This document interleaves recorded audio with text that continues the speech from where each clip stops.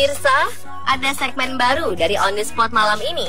Segmen ini bernama Now and Then. Segmen ini akan membahas perubahan sesuatu dari waktu ke waktu, baik itu mengenai teknologi, benda-benda di sekitar kita, dan informasi lainnya seperti budaya dan tradisi. Malam ini, segmen Now and Then akan membahas tentang lemari es atau biasa kita sebut kulkas. Lemari es atau kulkas sudah menjadi bagian dari kehidupan kita sehari-hari. Hampir setiap rumah, warung, hotel, atau tempat makan memiliki kulkas. Peralatan rumah tangga bertenaga listrik ini menggunakan refrigerasi atau proses pendingin untuk mengawetkan makanan. Jika disimpan dalam kulkas, sayuran dan buah-buahan dapat tahan 1 hingga 2 minggu dalam keadaan utuh. Sedangkan jika sudah terpotong, bahan-bahan tersebut dapat tahan 3 hingga 4 hari. Untuk ikan dan seafood, masa tahan ikan segar di dalam kulkas bisa 1-2 hari. Namun jika dibekukan dalam freezer, akan tahan lebih lama, yakni 3-6 bulan. Sebenarnya tujuan mengawetkan makanan adalah untuk mencegah manusia dari bencana kelaparan. Dan tahukah Anda, sejak ribuan tahun silam sebelum Masehi, peradaban manusia telah menemukan berbagai cara dalam mengawetkannya, khususnya dalam proses pendingin dan pembekuan. Berikut, teknik-teknik pendingin yang telah dilakukan manusia atau kulkas pada masa lalu sebelum akhirnya tercipta lemari es seperti zaman modern.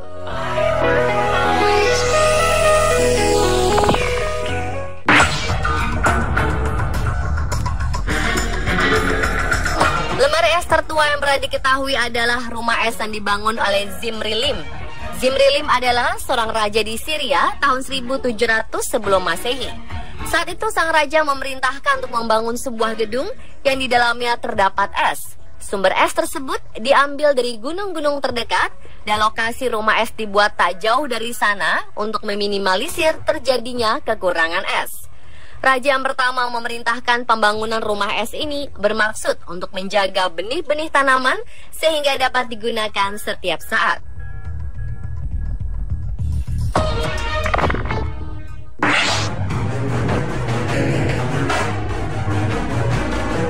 Bangsa Mesir merupakan salah satu bangsa yang memberikan peranan penting dalam perkembangan lemari es.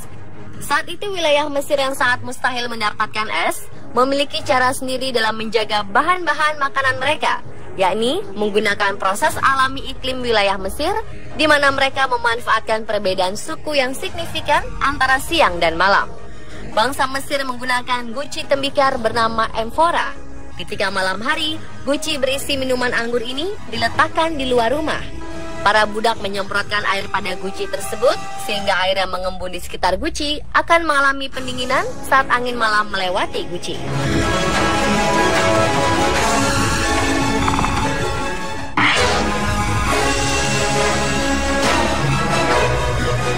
Pada tahun 400 sebelum Masehi, bangsa Sumeria kuno membuat ruang bawah tanah yang digunakan untuk menyimpan es selama musim panas atau biasa disebut yakchal. Cara kerja lemari es ini adalah melapisi ruang tertutup dengan bahan isolator berupa campuran pasir, tanah liat, putih telur, lemon, rambut kambing, dan abu. Semuanya ini ampuh untuk mencegah panas masuk ke dalamnya. Untuk mendinginkan es, bangsa Sumeria kuno menggunakan menara angin yang tersambung pada bagian dalam ruangan penyimpanan. Hebatnya, peninggalan lemari es yang berada di tengah gurun ini masih ada hingga sekarang.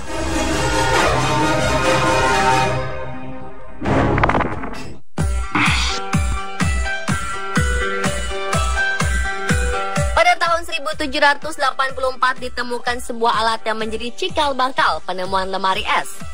Seorang ilmuwan Skotlandia bernama William Cullen mendemonstrasikan kulkas buatan pertama di Universitas Glasgow. William Cullen, seorang ahli kimia, fisika, dan juga ahli dalam bidang kedokteran menyadari bahwa makanan yang didinginkan akan mengurangi pertumbuhan bakteri. Hal itu diperkuat oleh penelitiannya yang mengungkapkan bakteri tidak dapat berkembang dengan baik dalam media dingin. William Cullen menggunakan pompa untuk membuat vakum parsial di atas sebuah wadah etil ether, yaitu bahan penyerap panas, sehingga menyebabkan udara dingin di sekeliling alatnya dan menciptakan sejumlah kecil es. Sayangnya saat itu William Cullen tidak mematenkan dan mengkomersilkan alat yang menjadi cikal bakal penemuan kulkas ini.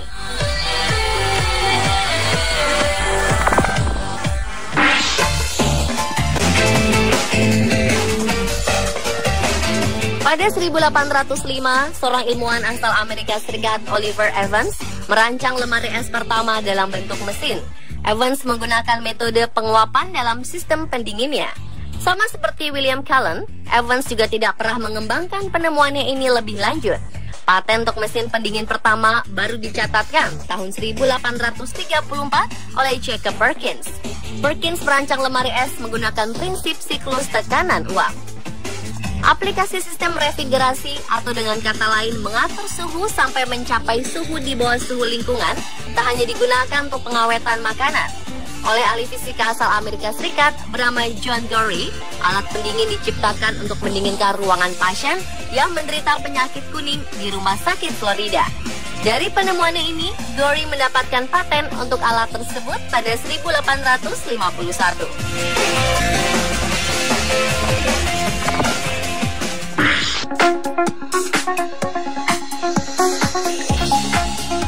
Lemari es hasil rancangan ilmuwan asal Prancis, Ferdinand Carré, disebut-sebut sebagai penemuan besar dalam sejarah mesin pendingin.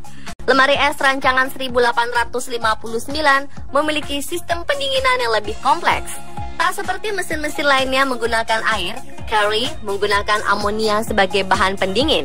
Amonia mencair pada suhu yang lebih rendah dari air, sehingga menyerap lebih banyak panas.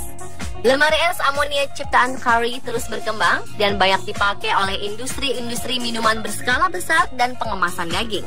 Ukurannya besar dan harga sangat mahal, sehingga mesin ini tidak dapat digunakan untuk kepentingan rumah tangga. Para ahli kemudian berusaha merancang lemari es yang lebih praktis. Pada 1873, Carl von Linde dari Jerman membuat lemari es kompresor portable yang bentuknya jauh lebih kecil. Rancangan Carl ini masih menggunakan amonia seperti milik Carré. Meskipun mesin rancangan yang cukup mudah untuk didistribusikan ke industri-industri kecil, ukurannya masih terlalu besar untuk digunakan di rumah-rumah.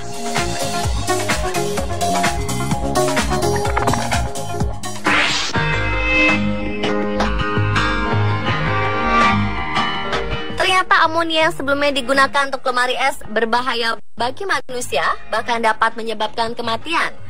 Setelah melalui penelitian panjang, pada 1920, para ahli menemukan refrigerant sintetis halokarbon atau dipatenkan dengan nama Freon. Freon ini digunakan oleh hampir semua lemari es rumah tangga. 10 tahun kemudian, tepatnya 1930, sebuah perusahaan elektronik asal Swedia meluncurkan lemari es untuk keperluan rumah tangga pertama dengan ukuran lebih kecil dan desain yang mewah. Inovasi berikutnya lahirnya lemari es dengan pengaturan temperatur yang dapat diatur sendiri, seperti yang digunakan pada zaman sekarang. Lemari es keluaran General Electric pada 1939 ini memiliki ruang freezer untuk makanan beku dan ruang lainnya untuk makanan dingin. Hingga kini, lemari es terus berkembang dengan bentuk, warna, dan teknologi yang kian canggih.